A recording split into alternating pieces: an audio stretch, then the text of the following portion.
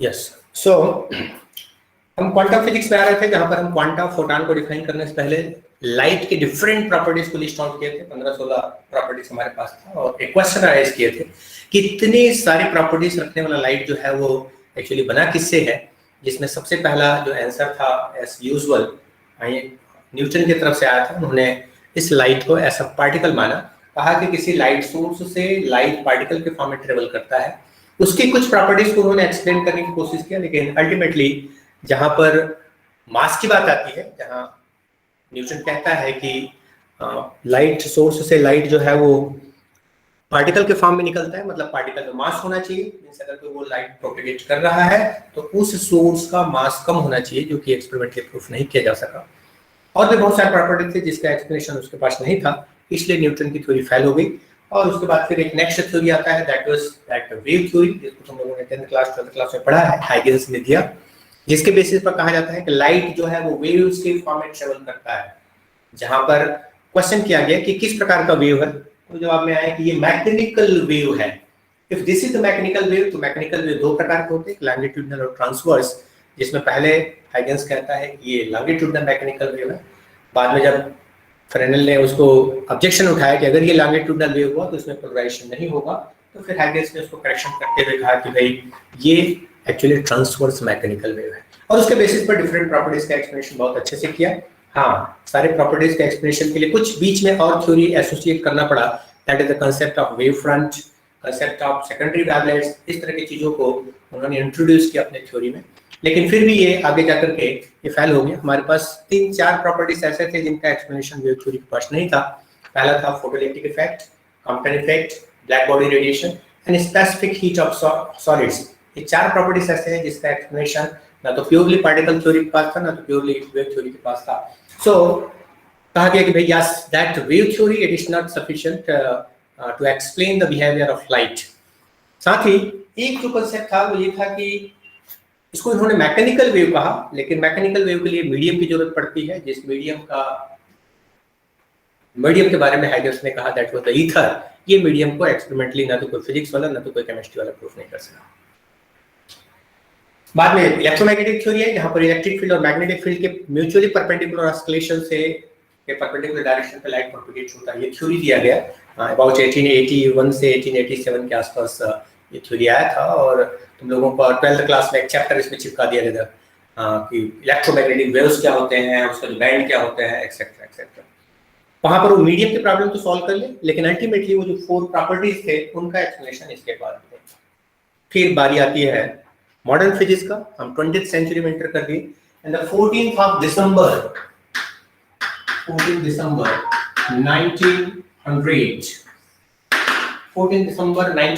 में max Karl Ernest Ludwig Planck, जिसको तुम लोग मैक्स प्लैंक के नाम से जानते हो,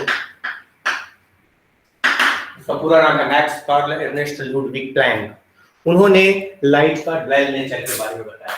तो dual nature of light, light में प्योरली ना तो पार्टिकल नेचर होता है ना तो प्योरली वेव नेचर होता है, बल्कि उसमें ड्वेल नेचर होता है, मींस वो डबल रोल रहता है। लेकिन एक चीज उन्होंने साथ साथ और एसोसिएट किया कि दोनों रोल एक साथ किसी एक प्रॉपर्टी पे नहीं आएगा। कहीं पर अगर पार्टिकल प्रॉपर्टी ले रहे हैं तो वहां पर सिर्फ पार्टिकल की तरह बिहेव करेगा, कहीं पर अगर हम वेव ले रहे हैं तो वहां पर सिर्फ वेव की तरह बिहेव करेगा, लेकिन लाइट में ड्वेल नेचर होता है। अगर कोई लाइट सोर्स है हमारे पास, this is that light source जहां से लाइट निकल रहा है, तो ये लाइट एक ऑस्किलेटरी पैकेट के फॉर्म में निकलता है, ये पैकेट के फॉर्म में निकलता है। And this packet is actually the vibrating packet, oscillatory packet. I said that vibrating packet. ये vibrating packet के फॉर्म में ये बाहर निकलता है, मींस ये ऑस्किलेट हो रहा है। इसके एक पार्टिकुलर फ्रीक्वेंसी है और इसकी जो एनर्जी है, this energy actually depends on this frequency. और एक फार्मूला दिया गया, this energy of this packet is known as quanta, it is proportional to frequency. ये फ्रीक्वेंसी के प्रोपोर्शनल होता है। So this E, it is equal to a proportionate constant h, where this h is known as Planck constant, and where h is known as Planck constant. Planck's constant, और इसकी value तुम लोग जानते हैं, इसका इस्तेमाल किए हो, तो this is equal to 1.7 63 into 10 to the power minus 69 into 10 to the power minus 34 degrees। ये प्लैंक कांस्टेंट है और ये बहुत ही छोटी क्वांटिटी है, that is just in order of 10 to the minus 34। इसको और थोड़ा सा एलिब्रेट करें, so this E it is equal to h nu can be written as equal to c by lambda। यहाँ पर हम न्यू को c by lambda के फॉर्म में लिख सकते हैं, so this is c by lambda and this is the formula which is a correlation between energy and this wavelength। Last class में तुम लोगों ने बहुत अच्छा कैलकुलेशन किया और एक रेंज तुम लोगों ने निकाला है। हमने एक जनरल सा एक ले लिए थे कि भाई अगर विजिबल लाइट है तो विजिबल लाइट में एनर्जी रेंज कितना होगा। एक छोटा सी सनलाइट का वेवलेंथ जानते हो कितना होता है? एनीवन? किसी को सनलाइट का वेवलेंथ पता है? सर सनलाइट का wavelength, average wavelength of sunlight. हाँ सर, जो आप बोर्ड पे जो एच की वैल्यू लिखे हो क्या लिखे हो? It is 1.63 1.629 into 10 to the minus 34। Sir actually वो 6.626 होता है क्या sir? It's 6 years। Yes sir. 6.63 yeah 623 yeah okay so हाँ यस मैं क्वेश्चन में मैंने क्या किया था या सनलाइट का जो वेवलेंथ होता है, हाँ सनलाइट का वेवलेंथ कितना होता है average wavelength? 400 to 700 nm। No, sunlight का एवरेज वेवलेंथ कितना लिया जाता है? एक तो बात है बेटा, या 500 नो। फिजिक्स मजा तब आता है जब हम आसपास की इन चीजों को अपने दिमाग में रखें। सनलाइट का जो वेवलेंथ होता है दैट इज नो 2 nm बहुत कम है। The wavelength of sunlight, average wavelength, yellow colour का हमें दिखाई पड़ता है 40 स्क्वायर से जो लाइट हमें आता है, सेंटर से नहीं। सन के डिफरेंट पार्ट्स माने जाते हैं और हमको जो लाइट मिलती है, लाइट और हीट जो हमें सन से मिलता है वो उसके आउटर सरफेस से मिलता है and that outer surface is known as photosphere. So photo surface है सर फोटो सरफेस और इसका जो वेवलेंथ होता है एवरेज वेवलेंथ इज 5500 एंगस्ट्रॉम। अगर कभी भी तुमको इस वेवलेंथ के बेसिस पर अगर कोई एनर्जी पूछा जाए तो ये एनर्जी तुम्हारे पास होना चाहिए कि सन के एक फोटॉन, एक सिंगल फोटॉन से हमें कितनी एनर्जी मिल सकती है। तो ये भी तुम्हारे अपने ये जनरल क्वेश्चन है, जनरल इंटरेस्ट का, और इसकी एनर्जी तुम अगर फास्ट कैलकुलेट करके मुझे दे सकते हो तो दो, otherwise I don't want to waste time. कितने मिनट लगाओगे कैलकुलेशन में? चल अपने पास रिकॉर्ड में रखना, कभी अगर कोई पूछूं तो ये तुम्हारे पास टंग में होना चाहिए कि मैंने एक बार क्वेश्चन दिया था उसका जवाब ये था, ठीक है। उसी तरह से सोडियम, जो लेबोरेटरी में हम लोग सोडियम लैंप यूज करते हैं, ये जनरल इंटरेस्ट क्वेश्चंस हैं जो तुमको जानना चाहिए। If you are interested to learn physics then sodium lamp जो रहता है जिसमें तुम लोग जब इमिशन स्पेक्ट्रा वगैरह पढ़ रहे थे तो उस समय इसमें दो लाइन की बात करते हैं, एक रहता है दैट इज D1 और दूसरा रहता है दैट इज D2। ये दो वेवलेंथ होते हैं और इन दोनों वेवलेंथ का जो एवरेज रहता है, इस एवरेज वेवलेंथ को ले लिया जाता है। कितना होता है सोडियम लैंप का वेवलेंथ, किसी को पता हो सोडियम लाइट का वेवलेंथ?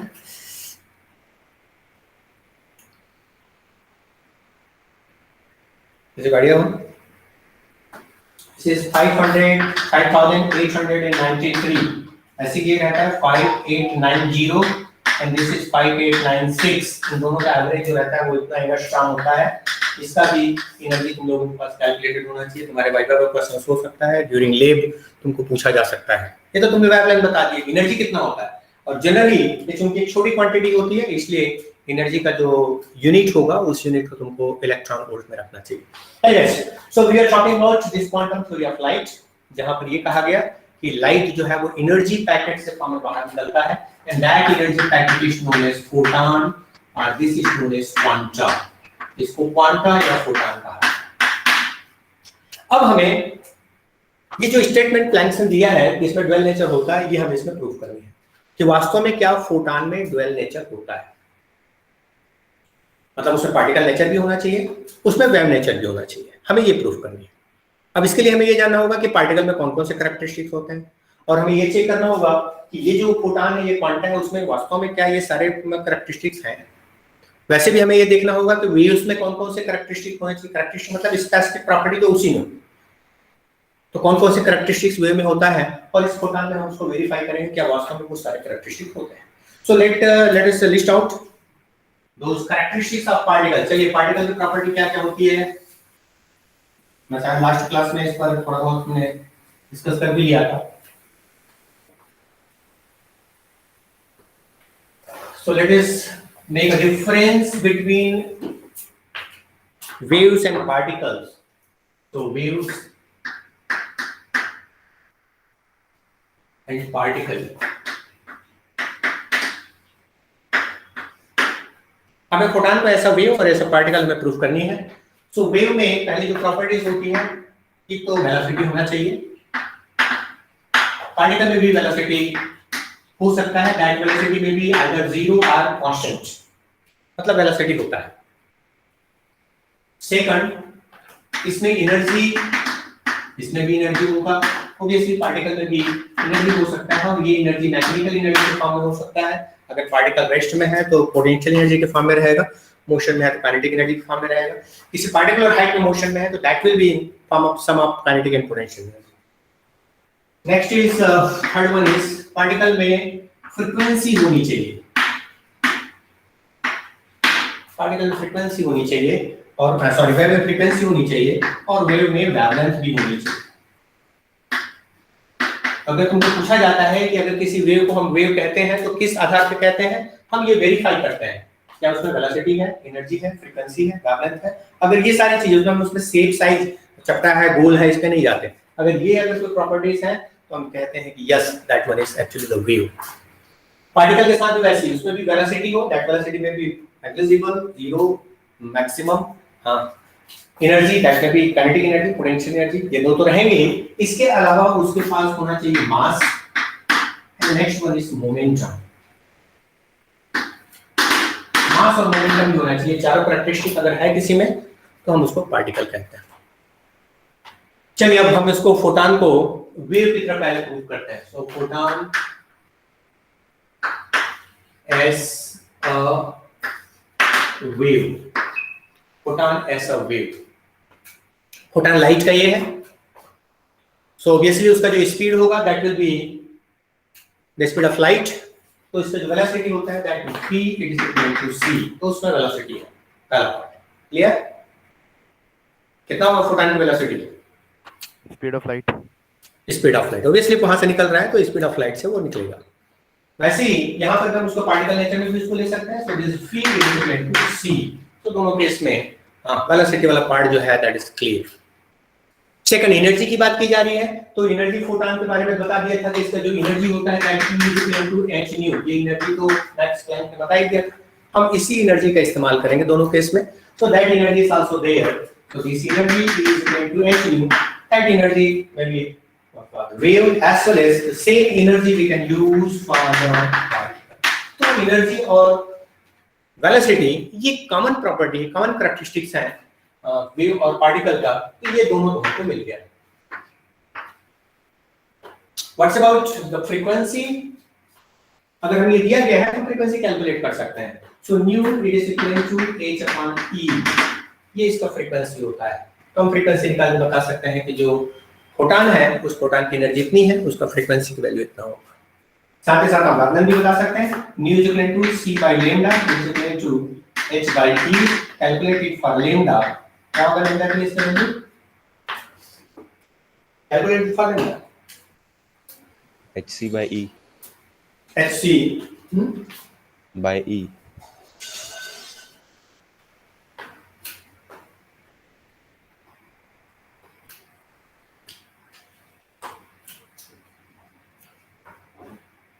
हो गया लैम्डा? ये चारों क्लियर है?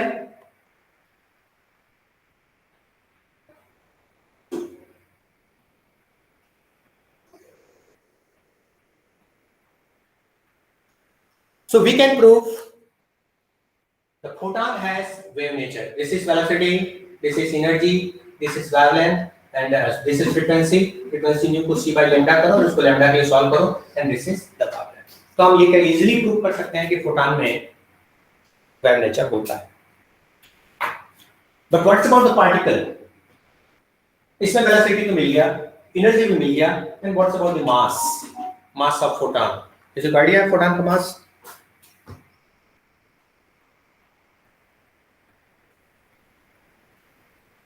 बताओ।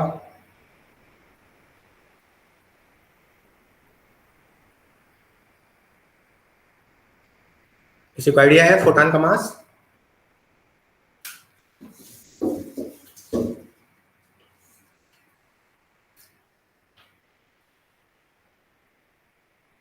नो।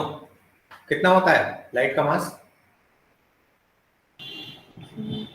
सर लाइट का मास जीरो। होता है कि नहीं होता है?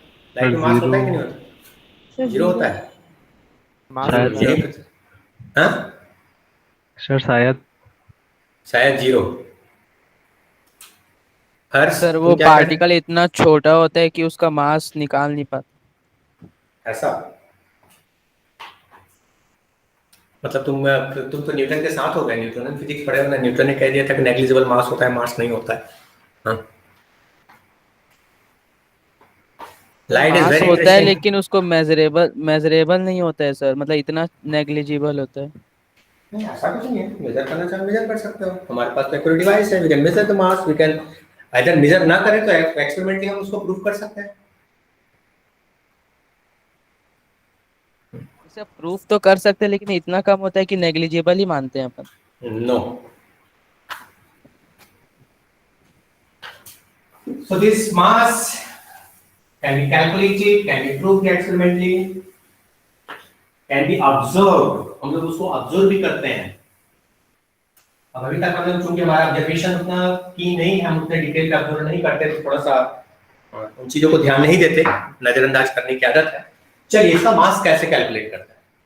We have two relations for energy. ये एक्चुअली लाइट की जो वेलोसिटी है या लाइट जो है, this is actually the bridge between quantum physics and relativistic physics. ये क्वांटम फिजिक्स और रिलेटिविस्टिक फिजिक्स के बीच में एक ब्रिज का भी काम करता है, ये दोनों के साथ एसोसिएटेड है। वहां पर भी ऑब्जेक्ट की वेलोसिटी अगर c के आसपास तक पहुंच जाता है, वेलोसिटी वाला पार्ट को अगर हम ले लेते हैं, हाँ, तो रिलेटिविस्टिक फिजिक्स आ जाता है। ये लाइट जो है होल सोल इंचार्ज है क्वांटम फिजिक्स का, इसलिए कहा जा सकता है this is as important, quantum physics में भी उतना इंपॉर्टेंट है जितना रिलेटिविस्टिक फिजिक्स में है। So we have two relations, one that E is equal to h nu, this is for quantum physics, and second this E is equal to mc square. This is the relation given by Einstein. This is known as energy mass relation, the energy mass relation. अगर इन दोनों को compare करें, क्योंकि उसी में हम photon के बारे में बात कर रहे हैं, this is also for the light, this is also related to light, light की वेलोसिटी के साथ हम उसको एसोसिएट कर रहे हैं, then we will have the mass is equal to, so this mass is equal to h nu by c square. This is the mass of photon. ये photon का मास होगा। हाँ, लेकिन हमारे पास इसके साथ साथ एक और कांसेप्ट आता है, that is rest mass. Rest mass जो कि आइंस्टाइन न्यूटन ने दिया था, this is m not is equal to 0। तो जो ये कहा जाता है कि आइंस्टाइन गलत था पूरी तरह, ऐसा हम नहीं कह सकते, क्योंकि आइंस्टाइन के समय तक तो भाई हम रेस्ट मास की बात करते थे, और चूंकि फोटॉन रेस्ट में होता नहीं, फोटॉन जैसे लाइट ऑन किया उसी स्पीड से चलना चालू, तो फोटॉन का जो रेस्ट मास होता है, जो मास 0 कहा जा रहा है, that's actually the rest mass. So rest mass of photon is 0, but the moving mass or the relativistic mass of that photon m is equal to h nu by c square. This is that mass of photon. तो आप किसी एक individual photon का मास भी calculate कर सकते हैं if you have its frequency. अगर आप उसका फ्रीक्वेंसी है या उसका वेवलेंथ c by lambda अगर कोई लेकर के हम उसका वेवलेंथ है, यहाँ पर अगर कोई हम करें तो we will have this mass, हम उसका मास कैलकुलेट कर सकते हैं। ओके, सो अब इसको एक्सपेरिमेंट प्रूव करने की बात आती है। हाँ, यस सर, आप energy is equals to E is equals to h nu लिखे हो। या this is photonic energy. Left side sir, wave में, एनर्जी में, yes, h nu, this is h nu, yes sir. Sir फिर क्या होता है क्या है इसके नीचे, yes, sir. तो दिस इज So, उसके नीचे भी गलत है। इसके नीचे भी गलत हो गया ऑब्वियसली। ये सब चीज तुम थोड़ा सा मैथमेटिक्स में थोड़ा सा गड़बड़ाने लगा है। हाँ यहाँ पे क्या था, mu is equal to c by lambda is equal to e by h and then lambda is equal to ch by e। ये कैलकुलेशन तो तुम लोग कर रहे थे, मैंने इसलिए कैलकुलेशन पे ज्यादा ध्यान नहीं दिया, मैं जस्ट उसको कंसेप्चुअली आगे बढ़ाते चला गया। Very good, thank you. है ना, कैलकुलेशन कहीं पर भी उल्टा पुल्टा होता है तो हाँ, मैथमेटिक्स तुम लोग को ध्यान में रखना है भाई, कहीं अगर को लिखते लिखते, क्योंकि मैं फिजिक्स में ध्यान में रखा हूँ, मैथमेटिक्स में अगर गड़बड़ होता है जस्ट प्लीज फाइंड आउट। हाँ, एंड थैंक्स फॉर, मैं कभी इसमें बुरा नहीं मानता ना, याद रखना। हाँ, क्योंकि मैथमेटिक्स तुमको करनी है, ये ध्यान में रखना, कहीं पर थोड़ा भी करेक्शन हुआ तो उसको तुरंत करेक्शन करवाओ। Very good. So this is that lambda it is ch by e, और इसे ch by e किसी ने कहा भी था और मैंने उसको आगे उसको लिखा नहीं, है ना। तो दिस इज द, ये ठीक है ना, ये तो ठीक है। E is equal to h, E is equal to mc square, L is equal to h by c square. Is this okay? Yes sir. Yes, sir. चलिए अब इसको थोड़ा सा ऑब्जर्वेशन पॉइंट ऑफ व्यू से सोच के देखें, क्या वास्तव में लाइट में मास होता है कि नहीं होता है। कह तो दिए इतना होता है, हम कैलकुलेट भी कर देंगे। तुमको जो प्रॉब्लम दिया गया था, जिस प्रॉब्लम का तुम लोगों ने वेवलेंथ कैलकुलेट किया है, एनर्जी कैलकुलेट किया है, उसी में तुम लोग को मास कैलकुलेट करना है। नेक्स्ट कल का असाइनमेंट ये है कि जिस रेंज का तुम लोगों ने एनर्जी कैलकुलेट किया है, उसी एनर्जी का मिनिमम और मैक्सिमम मास भी तुमको कैलकुलेट करना है। अगर इन बेसिस ऑफ दिस, और यहां पर mu equal to c by lambda लेकर के इसको और थोड़ा सा मॉडिफाई कर सकते हैं। So m it is equal to h, इसको c by lambda करोगे h c कैंसिल हो जाएगा, so that is lambda c। Okay, so this m is equal to h upon lambda c। हमारे पास lambda की वैल्यू है wavelength के term में, या तुम एनर्जी तो कैलकुलेट करके रखे हो, डायरेक्टली एनर्जी को तुम c स्क्वायर से डिवाइड कर दोगे तो तुम्हारे पास मास आ जाएगा। मास में भी इन किलोग्राम, है ना, उसको तुम पावर में लिखोगे और ऑब्वियसली बहुत कम वैल्यू आएगी, बट यू मस्ट हैव वो, क्योंकि जो भी मास होगा वो मास एक फोटॉन का होगा ना, और छोटा सा भी अगर कोई बीम होगा तो उस बीम में thousands of number of photons उसमें होंगे, या तो टोटल जोड़ेंगे बहुत सारे मास हो जाते हैं। So this is the mass of a single photon, और उसके बेसिस पर तुमको कैलकुलेट करना है। तो आज का असाइनमेंट यही होगा। अब सर हाँ sir E is equal to mc square जो वैल्यू आती है वो जूल्स में आती है या फिर इलेक्ट्रॉन वोल्ट में? ये जितने हम लोग यहाँ पे फार्मूला लिखते हैं वो सब के सब जो है वो SI यूनिट पे रहता है, ठीक है, जितने सब के सब SI यूनिट पे रहता है, MKS यूनिट पे रहता है। सर तो फिर एनर्जी को जो हमने इलेक्ट्रॉन वोल्ट में निकाली है वो जूल्स में हाँ, पहले उसको तुमको convert जूल में कन्वर्ट करना है। हाँ, पहले जूल में कन्वर्ट करना पड़ेगा, ओके सर, है ना, ठीक है। तो इसीलिए क्या ये दोनों कंपेयर के, या डायरेक्टली तुम वेवलेंथ वाले पार्ट को लो, इस फार्मूला का इस्तेमाल करो, वेवलेंथ की वैल्यू रखो, वेवलेंथ कर करके तुम मिनिमम छोटा से छोटा फोटॉन जो होगा उसका मास कितना होगा या मैक्सिमम मास उसका कितना हो सकता है सिंगल, हाँ, उसको तुम लोग कैलकुलेट कर सकते हो। उसी तरह से तुम सनलाइट से हमको कितना फोटॉन मिलता है, जो फोटॉन्स मिलते हैं उस फोटॉन का मास कितना होगा ये तुम कैलकुलेट कर सकते हो। या सोडियम लैंप का जो फोटॉन्स जो बाहर निकल रहे हैं उस फोटॉन्स का मास कितना होगा ये तुम लोग कैलकुलेट कर सकते हो। ये जनरल इंटरेस्ट है, तुमको कैलकुलेट करके तुम्हारे पास डाटा होना चाहिए, और मैं छोटा सा असाइनमेंट डालूंगा और उसमें तुम उसको स्कैन करके सबमिट कर देना। एनीवेज, सो चलिए इसको थोड़ा एक्सपेरिमेंटली वेरीफाई करने को, एक्सपेरिमेंटली क्या ऑब्जर्वेशन पॉइंट ऑफ व्यू से इसको हम लोग एक्सपेरिमेंट करने की कोशिश करें। और मैं किसको कॉल करूं, चलिए एनीवेज हेमप्रभा है, यस गुड। कहाँ रहती हो? Sir Coca. गाड़ी वाड़ी चलाती हो? Yes sir. कौन सी गाड़ी?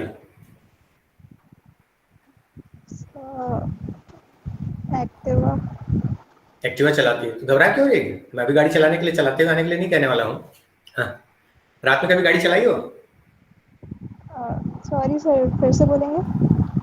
रात में कभी गाड़ी चलाई हो? हाँ सर। लाइट जला के, लाइट ऑफ करके? लाइट जला के। लाइट जला के चलाई हो? सभी लोग ऐसे लाइट जला करके गाड़ी चलाना चाहिए, है ना, लाइट बंद करके गाड़ी मत चलाए। अब क्वेश्चन शुरू होता है। हम जब गाड़ी स्टार्ट करते हैं और लाइट को हम ऑब्जर्व करते हैं तो जनरल ऑब्जर्वेशन ये है कि if this is that the headlight, starting में लाइट जो है वो इस हेडलाइट के पैरेलल निकलता है। एक पार्टिकुलर डिस्टेंस में जाने के बाद ये हेडलाइट जो है वो अर्थ में ड्रॉप होता है। अब ऐसा मत कहना कि इसको इस तरह से फोकस किया जाता है, तुम लोग इसको चेक कर सकते हो, है ना। हमेशा जो हेडलाइट होता है उस हेडलाइट को फोकसिंग इस प्रकार से बनाया जाता है कि लाइट ऐसे ज्यादा स्प्रेड ना हो लेकिन लाइट जो है वो अर्थ के पैरेलल स्टार्ट होता है। तो ये अर्थ के पैरेलल स्टार्ट होता है और कुछ डिस्टेंस में जाने के बाद फिर ये अर्थ में ड्रॉप होता है। वाई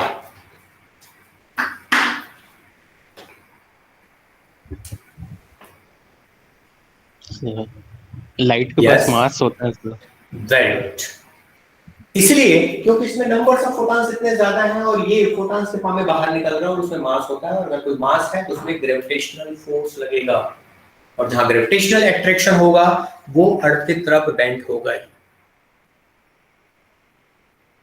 तो ये जो लाइट का जो अर्थ में जो ड्रॉप होना है पर्टिकुलर डिस्टेंस में जाने के बाद, that is because of gravitational force on photons, और ये तभी पॉसिबल है जबकि उसमें लाइट उसमें मास हो।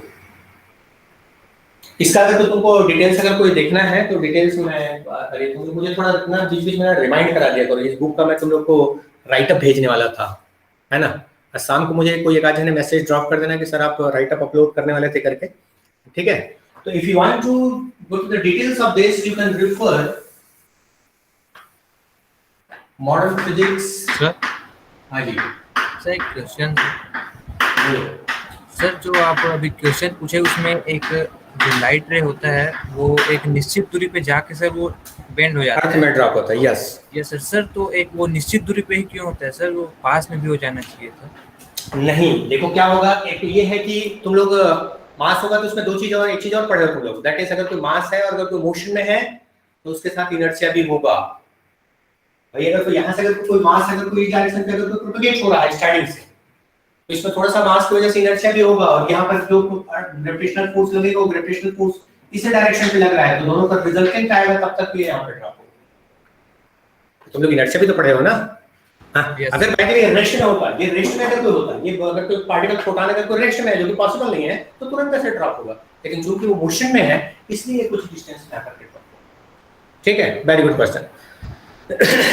अब चलिए दूसरा और एक आज यस जागृत साहेब, जागृत अवस्था में हो?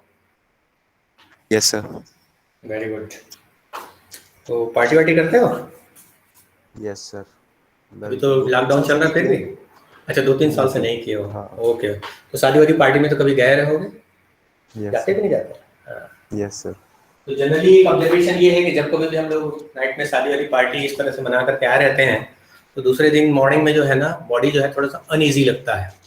90 to 99% चांस रहता है कि सबके बॉडी जो है सुबह थोड़ा सा अनईजी फील होता है, और हम लोग कहते हैं कि भाई हमें कुछ करने का मन नहीं कर रहा है, कॉलेज जाने का मन नहीं कर रहा है, हाथ पैर में ऐसा दर्द हो रहा है वैसा हो रहा है, और रिप्लाई में हमारे पास ये आता है ये कोई कह रहे यार थोड़ा सा कल पार्टी में चला गया था, थोड़ा सा कुछ उल्टा सीधा खा लिया हैवी वैली इसलिए ऐसा लग रहा है। कितने लोगों का ऐसा होता है? अगर रात में 2-3 घंटा अगर तुम लोग पार्टी वार्टी करके आए हो तो दूसरे दिन जो है वो ऐसे फ्रेश नहीं फील करते जैसा तुमको होना चाहिए। नहीं होता अनुराग?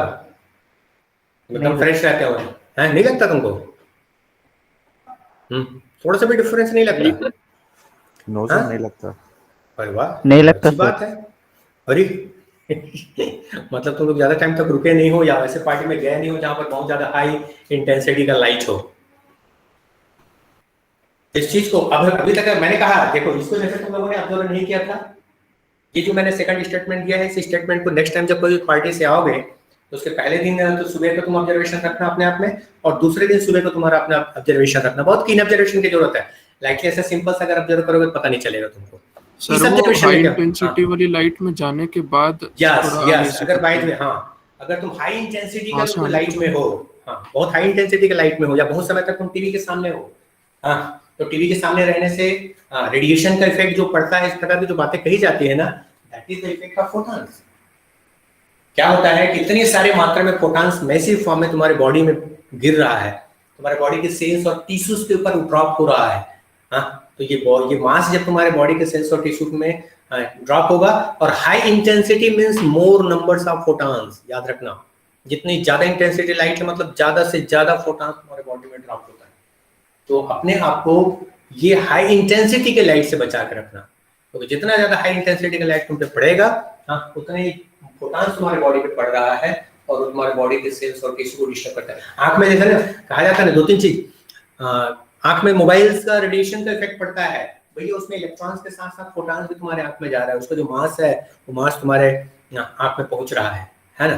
तो इसलिए बेहतर ये है कि जहां कहीं पर भी ऐसे जाते हो जहां फोटॉन्स की मात्रा ज्यादा है, तो आते ही आंख को एकदम बहुत अच्छे से साफ ऑफ करो, उसको रिलैक्स करो, उस फोटॉन्स को बॉडी से हटाने की कोशिश करो। इसलिए ये फर्स्ट ऑब्जर्वेशन था। सेकंड ऑब्जर्वेशन वो हो गया, और अगर बाय में तुम थर्ड ऑब्जर्वेशन में ये है तो तुम इस बुक को थोड़ा मॉडर्न फिजिक्स आफ्टर विषय को थोड़ा उल्टा पुल्टा के देखना कि 11th क्लास में तुम लोगों ने वो लिफ्ट के ऊपर मास का इफेक्ट वाला एक छोटा सा कैलकुलेशन किए थे, याद है? Yes sir. लिफ्ट ए एक्सेलरेशन से ऊपर जा रहा है, ए एक्सेलरेशन से नीचे जा रहा है, तो उसमें मास का वेट का इफेक्ट जो है वो कैसा होगा। अगर बाय द वे अगर कोई किसी ने लिफ्ट अगर कोई रस्सी काट दिया तो ड्रॉप हो रहा है तो that will B zero mass status. इस प्रकार की जो चीजें पढ़े हो ना, वो सारा का सारा ऑब्जर्वेशन लाइट के केस में एक्सपेरिमेंटली प्रूव्ड है, और ये बहुत बेहतरीन डायग्राम के साथ इस बुक में समझाया गया है। इसका मैं ट्रैक्टर तुमको अपलोड करने वाला हूँ, आज मुझे थोड़ा रिमाइंड करा देना, है ना? मैं इसको डाल दूंगा और उसमें फिर उस पर्टिकुलर टॉपिक को पढ़ के देखना। एक सिंपल सा ऐसे डायग्राम के फॉर्म में दिया गया है, और इसमें ये प्रूफ होता है कि लाइट में मास होता है। तो कैलकुलेशन भी बता दिया, ऑब्जर्वेशन भी बता दिया, उसका और मैथमेटिकल प्रूफ, एक्सपेरिमेंटल प्रूफ जो है इस बुक से तुम देख सकते हो, अपन उसके ज्यादा डिटेल में। चलिए मोमेंटम कैलकुलेट कर लो। सो इससे क्या पता चला कि रेस्ट मास जो होता है लाइट का वो जीरो होता है, लेकिन मूविंग मास या रिलेटिविस्टिक मास जो है that is h nu by c square, this is that moving mass. Momentum calculate कर लो। तो द मोमेंटम ऑफ फोटॉन, अगर पार्टिकल है तो उसमें मोमेंटम भी होगा। तो this p is equal to momentum का फार्मूला था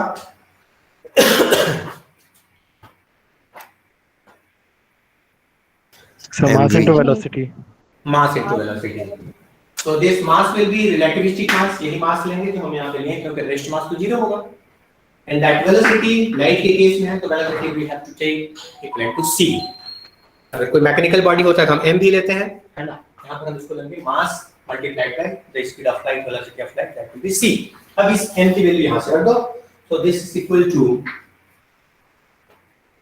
h c lambda multiplied by c can be cancelled out, so this is h by lambda, so this is एक फार्मूला से m की वैल्यू हम यहाँ से भी रख सकते हैं, that is equal to h nu by c square multiplied by c which is equal to x cancel हो गया h nu by c, so ये फार्मूला भी हो सकता है। This is momentum, p is equal to mc, m की value हटा कर ये कैलकुलेट कर लो, और चाहो तो तुम लैम्डा के टर्म में लिखना चाहते हो तो p is equal to h upon lambda। जल्दी कैलकुलेट करो, इसको रखो, चेक करो एक बार मेरा मैथमेटिक्स, है ना? आज मेरा मैथमेटिक्स गड़बड़ा रहा है, दिमाग में कुछ और चल रहा है और लिख कुछ और हो। वेरीफाई करो, is it right? Yes sir. हमारे क्लास में 3 ही 4 लोग एक्टिव होते हैं यार, बाकी लोग ना चुपचाप सुनते रहते हैं, सोते रहते हैं, क्या रहता है पता नहीं चलता है। यस सर करके तुम कमेंट बॉक्स में बोल सकते हो, माइक ऑन करने में ये होता है। 4-5 लोग दिखते हैं एक्टिव तुम्हारे क्लास में, ये सही है? p is equal to h upon lambda। Okay, so this is momentum. और इस तरह से देखिए, हमने फोटॉन को ऐसा वेव प्रूफ किया, उसका एनर्जी लिखा, उसका वेलोसिटी लिखा, फ्रीक्वेंसी कैलकुलेट की, वेवलेंथ कैलकुलेट किया। ये चारों पैरामीटर है, चारों कैरेक्टरिस्टिक्स हैं, so easily we can prove photon has wave nature. हमने उसी फोटॉन्स को ऐसा पार्टिकल भी प्रूफ किया। पार्टिकल के लिए एनर्जी चाहिए, that is obviously h nu, उसका वेलोसिटी चाहिए, obviously that will B c, इसका मास चाहिए, वी हैव कैलकुलेटेड मास, और मास के संदर्भ में तुमको 2 चीज लिखना पड़ेगा। The rest mass of photon is 0, photon का रेस्ट मास 0 होता है क्योंकि वो रेस्ट में होता नहीं है। But the moving mass of photon, it is calculated by comparing these two relations, E is equal to h nu and E is equal to mc square. When we compare these two, then we have this m is equal to h nu by c square. अगर frequency की value हम यहाँ पे रखते हैं, then we have this mass is equal to h upon lambda c. ये जो mass है, this mass is actually the relativistic mass or the moving mass. Rest mass जो है वो 0 होता है। इसके बाद फिर नेक्स्ट प्रॉपर्टी आती है मोमेंटम। तो मोमेंटम की डायरेक्ट फार्मूला हमने लिखा P mc, m की वैल्यू हम direct h nu by c square अगर पूरा रख दे तो h c कैंसिल हो जाएगा, हमारे पास फार्मूला आ जाएगा h nu by c which can be finally converted into h upon lambda. So P is equal to h upon lambda के term में भी हम इसको इस ढंग से लिख सकते हैं। So हमारे पास मास है, मोमेंटम है, so easily we can say photon has particle nature. तो फोटॉन में वेव नेचर भी होता है, फोटॉन में पार्टिकल नेचर भी होता है। Ultimately we can say photon has dual nature. So light में ड्वेल नेचर होता है, we can prove photon has dual nature. तो एक असाइनमेंट में ये क्वेश्चन भी रहेगा, you have to prove photon has dual nature. तो आपको पार्टिकल नेचर में उसको वेव प्रूव करना है और उसको पार्टिकल प्रूफ करना है, ठीक है। और अल्टीमेटली लास्ट में लिखना है hence we can say photon has dual nature. Now let us think about this relation. P is equal to h upon lambda. इस रिलेशन को थोड़ा सोच करके देखते हैं। This relation is actually known as bridge equation. इसको bridge equation कहा जाता है या bridge relation कहा जाता है। और सही ढंग से अगर कोई कहा जाए तो यही रिलेशन ऐसा है जो इस रिलेशन के बेसिस पर डायरेक्टली हम कह सकते हैं कि लाइट में ड्वेल नेचर होता है। कैसे? Because this left hand side, this momentum P, this is the characteristics of particle. ये particle की characteristic है। Momentum is the characteristic of particle. Whereas the right hand side, this lambda, this is the characteristic of wave. ये wave का characteristic है। Sir h by c lambda आएगा ना? सी तो cancel हो गया ना। तो सही है। एक सी कैंसिल हो, हाँ सही है। c स्क्वायर है ना डिनोमिनेटर में और ऊपर से यहाँ पे देखो एक मिनट, m की वैल्यू हो गई h nu by c square, एक c कैंसिल हो गया यहाँ से, हमारे पास ये आया था h nu by c, ठीक है। ये p की वैल्यू आया था h nu by c, nu की जगह में फिर हम लोग देंगे कर देंगे c upon lambda, so c cancel हो जाएगा, हमारे पास एक रिलेशन आएगा h upon lambda, is it? Yes sir okay. हाँ यहीं से है, कोई problem. So this is the relation P is equal to h upon lambda। यहाँ पर P, this is the characteristics of a particle, एक particle का characteristic है, जबकि right hand side में lambda है जो कि wave का characteristic है। तो यहाँ पर left hand side particle nature को बता रहा है, right hand side wave nature को बता रहा है। Ultimately this P is equal to h lambda is a bridge between wave and particle। इसलिए ये कह सकते हो कि ये bridge equation है या bridge relation है in between wave and particle। So in between wave and particle.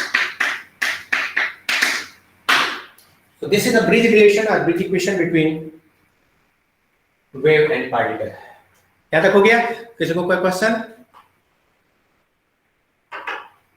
No sir. No sir. सभी को क्लियर है? Yes sir. Yes, sir. अब इतना करने के बाद तुम्हारे दिमाग में बहुत सारे क्वेश्चंस धीरे धीरे आने चाहिए और आसपास के चीजों को ऑब्जर्व करते हुए, हाँ, जो भी लाइट से रिलेटेड तुम्हारे पास कुछ वेवलेंथ अगर कलेक्टेड है तो उस वेवलेंथ के बेसिस पर उसका मास और मोमेंटम कैलकुलेट करने की कोशिश करना।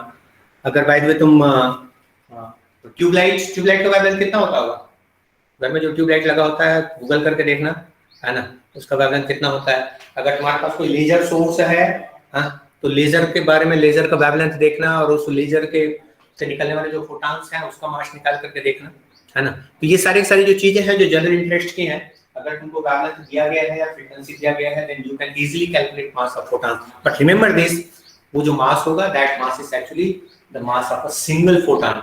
लेकिन हमको जब बीम के फॉर्म में मिलता है तो हमारे पास अबंडेंट नंबर्स ऑफ फोटॉन्स होते हैं, तो उसमें बहुत सारे मैसिव फॉर्म में आउटपुट मिलेगा। और ये जितने हमने ऑब्जर्वेशन कहा है और those observations are for the numbers of photons, एक सिंगल फोटॉन के लिए। ओके,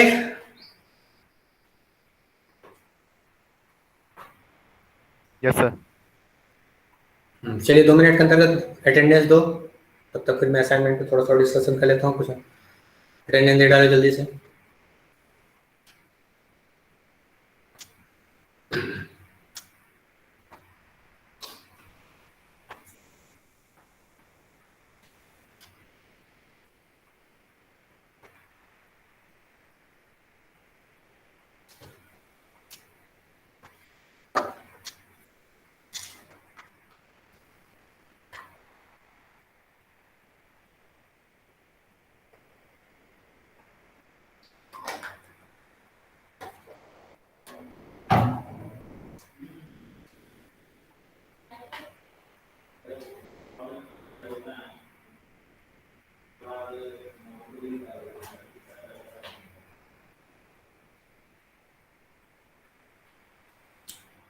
हो गया?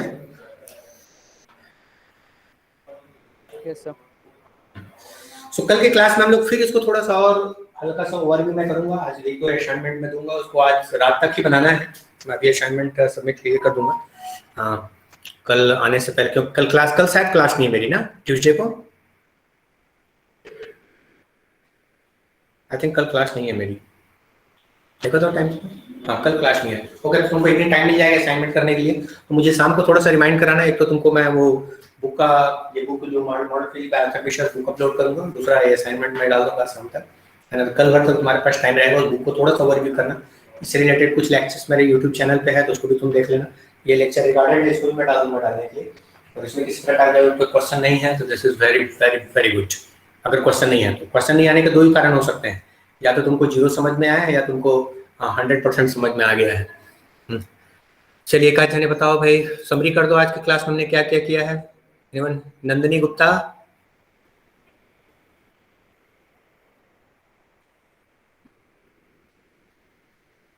हमारे क्लास में एक नंदिनी गुप्ता है।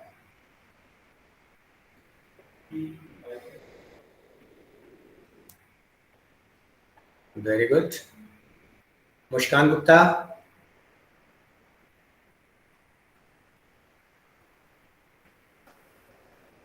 गुप्ता लोग गुप्त कैसे हो गए? तुम लोग चाह रहे हो कि मैं कैमरा ऑन करके पढ़ाऊं, सबके सबको कैमरा ऑन करवाऊं मतलब? मुस्कान इज देयर? अटेंडेंस देखिए क्या है? नंदनी, नेहा यादव,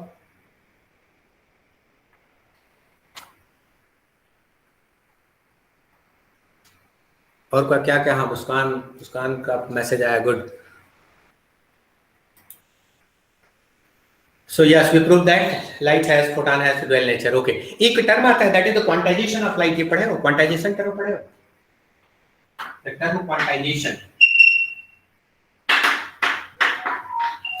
ये एक्चुअली क्वांटम फिजिक्स से रिलेटेड है। बाद में चार्ज वार्ज के लिए कहना शुरू कर दिए, बट क्वांटाइजेशन पता है? Yes sir. क्वांटाइजेशन टर्म पढ़े हो? क्या होता है क्वांटाइजेशन? सर जब हम लोग लाइट को स्मॉल पैकेट्स ऑफ एनर्जी में डिस्ट्रीब्यूट करते हैं, क्वांटा कहते हैं उसको, तो मतलब सर वो कंफर्म ऊपर डेफिनेशन अच्छे से याद नहीं है। तो this according to this that E is equal to NH nu, ऐसा एक फार्मूला रहता है, where N is equal to 1 2 3। कहने का ये है कि किसी लाइट सोर्स से लाइट जो है वो डिफरेंट साइज में या डिफरेंट एनर्जी वैल्यू पे निकल सकते हैं। जो मिनिमम एनर्जी होता है, that minimum energy is h nu।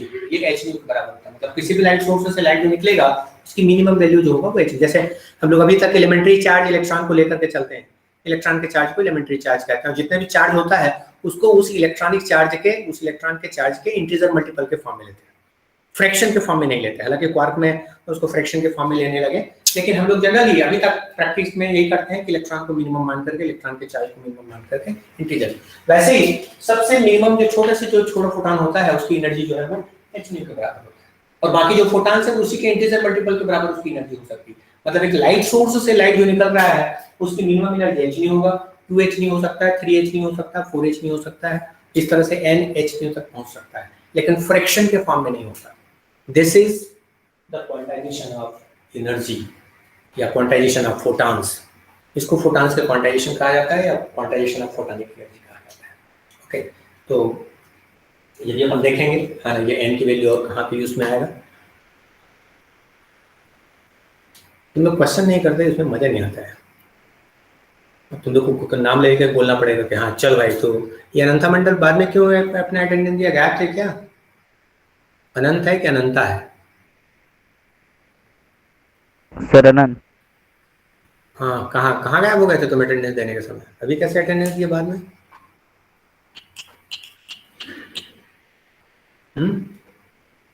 तो क्लियर है ना आज की क्लास? किसी को कोई डाउट नहीं? सर क्लियर है। क्लियर है? Everyone is enjoying? सबको मजा आ रहा है? Yes sir. सर एक समझ आ रहा डाउट है सर। यस, सर एक वो नहीं होता था जिसमें अर्ली सनराइज और लेट सनसेट वाला? हाँ, वो तो इंटरफेरेंस के लाइट टोटल इंटरनल रिफ्लेक्शन से समझाया जाता था। यस सर, तो उसका एक फैक्टर ये नहीं होगा लाइट का मास वो कर्व होने के लिए? नहीं उसमें तो एटमॉस्फेयर के साथ उसको Diffraction कोरिलेट होता है किया, ना? हाँ यस, उसको इंटरफेरेंस और डिफ्रेक्शन से नहीं, रे वो जो कलर है, दैट कलर के बारे में तुम कह रहे हो, तो कलर जी सर, जो रेड कलर कलर का में दिखता है वो डिफ्रेक्शन की वजह से हो सकता है, लेकिन अर्ली राइज और उसके बारे में फिर टोटल इंटरनल रिफ्लेक्शन और रिफ्लेक्शन की बात की जाती है, ये 12th क्लास 12th वगैरह में फिजिक्स में रहता है, इसका इससे रिलेशन नहीं है।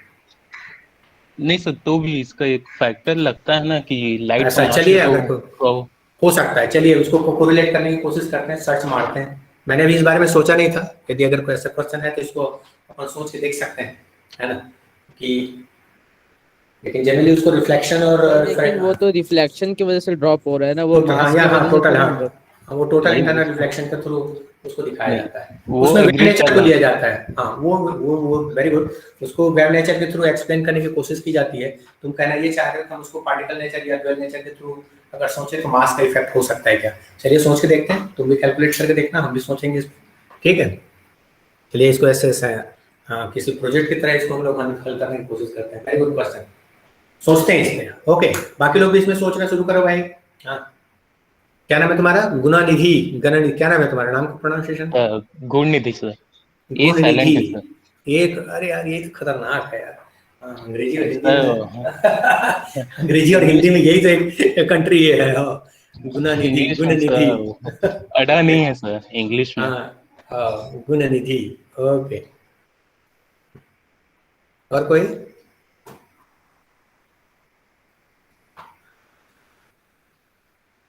सर हाँ जी सर बोलो। हमने देखा कि लाइट में मास होता है सर, तो वाटर में भी होता होगा सर? वाटर में मास होता ही है सर, तो सर ऐसी मतलब एक छोटा सा डाउट था कि सर जैसे बारिश होती तो कभी दूसरे एंगल पे होती, कभी किसी और एंगल पे, तो हमेशा एक बारिश के समय, हाँ बारिश का जो वाटर का जो ड्रॉप होने का जो ये है वो बहुत सारे फैक्टर के ऊपर डिपेंड करता है बेटा। एक्चुअली ये है कि एटमॉस्फेयर के थ्रू होकर के पहुंच रहा है वो, तो एटमॉस्फेयर के जो गैस जो मॉलिक्यूल्स हैं उसके साथ उसका फ्रिक्शन होना है, साथ साथ जब कभी भी बारिश होती है तो बारिश के साथ में थोड़ा बहुत हवा का भी दबाव रहता है, क्योंकि भाई हवा चलती रहती है ना। अगर बाइट भी अगर कोई सीधा, अगर कोई बिना एकदम बिल्कुल काम है, कोई शांत है, कोई हवा नहीं चल रहा है, तो सीधा ऐसे ड्रॉप होगा वो। अदरवाइज हवा का डायरेक्शन तुम लोग वो वेक्टर वाला पढ़े हो ना, वेक्टर वाला पढ़े हो, तो उस वेक्टर के रिजल्टेंट वेक्टर के डायरेक्शन पे जो वाटर का ड्रॉप होता है वो गिरता है, ये कहा जाता है। इसमें तो तुम लोगों ने न्यूमेरिकल भी किया होगा, तो वो डिपेंड करता है कि किस डायरेक्शन पे एयर चल रहा है और किस डायरेक्शन से वाटर ड्रॉप हो रहा है। अदरवाइज तो अपने मास की वजह से अर्थ की तरफ ही गिरेगा, वाटर में ऑब्वियसली मास होता है। चलिए मेरे ख्याल से it's more than enough for today's class, so next class के लिए अपन मिलते हैं on Wednesday with some more interesting questions, है ना। थोड़ा सा क्वेश्चंस करना सीखो यार, तब फिर मजा आएगा ना, हमारे दिमाग में इस तरह के क्वेश्चंस आने चाहिए, है ना। धीरे धीरे तुम खुलोगे, आई नो, और इस पे कुछ और इंटरेस्टिंग न्यूमेरिकल करने की कोशिश करेंगे। मैं न्यूमेरिकल किसी बुक से उठाऊंगा नहीं, मैं न्यूमेरिकल डेली लाइफ से लेने वाले में से हूँ, है ना। तो अपन उसी डेली लाइफ की जो बिहेवियर है उसी से अपन न्यूमेरिकल करेंगे।